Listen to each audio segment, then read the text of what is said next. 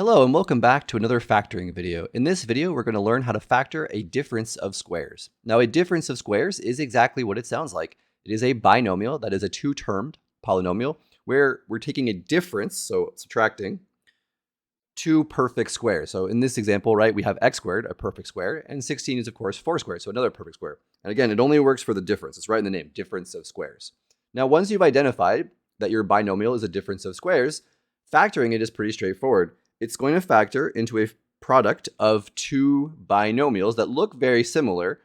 We call them conjugates. And what they are is that one of them will be the square root of the first term minus the square root of the second term. And the other factor will be the square root of the first term plus the square root of the second term. Okay? We call these conjugates when there are two binomials that look identical, except for the signs in the middle. Okay, what is the procedure for factoring a difference of squares?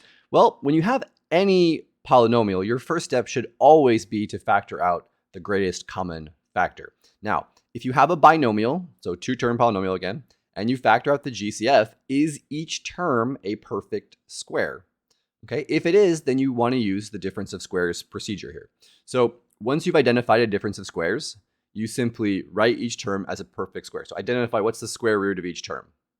Then you simply rewrite as a product of conjugates like we did in the last example.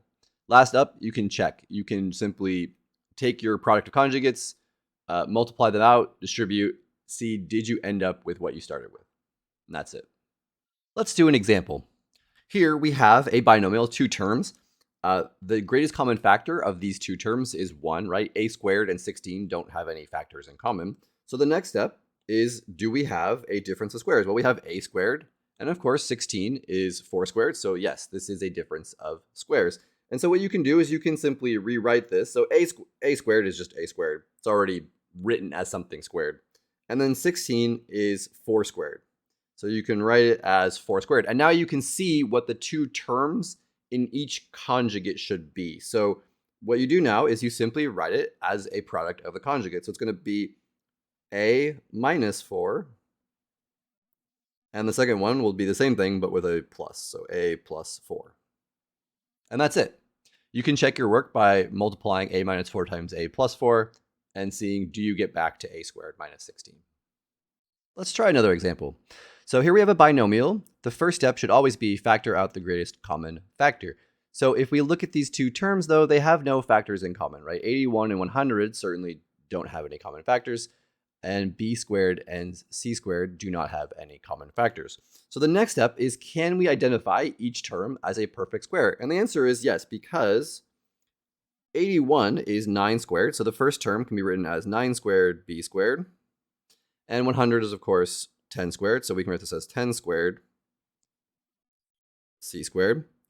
And then the way that we can write each term as a perfect square is by saying if we have 9 squared b squared, that is the same as 9b quantity squared. Similarly, the second term is 10c quantity squared. And now we have written this binomial exactly as a difference of squares. And so all that remains is to simply write it as a product of conjugates. So it's going to be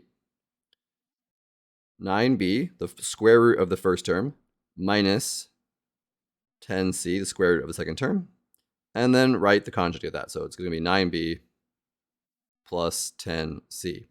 And we're done. Okay. If you want to check, simply multiply out those two binomial factors and see, do you end up with what you started?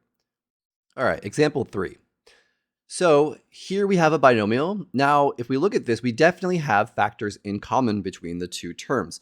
So we need to factor out the greatest common factor. So we have numerical factors, and we also have factors of x in each term.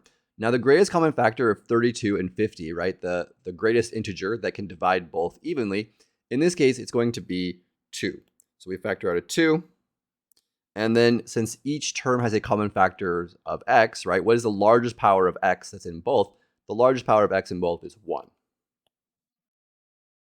Okay, so we can factor out an x. And what will we have left over? So if we factor out 2 from the first term, we're going to have 16. And then we factor out an x, we'll have x squared left over. And then in the second term, we factored out 2, so we'll have minus 25, and then we factored out the x. So we get 16x squared minus 25. And now we want to look at this and say, do we have two perfect squares? Is this a difference of squares? And the answer is yes. So 16x squared is, so 16 is 4 squared. So we have 4 squared times x squared. And the second term is 25, which is 5 squared. Okay, so if we keep rewriting this, we write 4 squared x squared as 4x, quantity squared, minus 5 squared. And so now this binomial can be factored as a difference of squares. Simply write it as a product of conjugates. So we get 2x, we're going to get 4x minus 5, and then 4x plus 5. And that's it. Feel free to check your work. Let's do one last example. Now this should look familiar. It's very similar to the last one we did. We simply changed the sign in the middle. But we start by factoring out the GCF. That is the same as last time, so it was 2x. And it leaves us with 16x squared plus 25. Now the thing is this is not a difference of squares. This is a sum of squares. That cannot be factored. So we're done. All right. Be sure that you don't try to apply the difference of squares techniques to a sum of squares. It will not work. All right. That's all for this video. Practice this, and then when you're ready, move on to factoring trinomials. All right. Have fun. Until next time.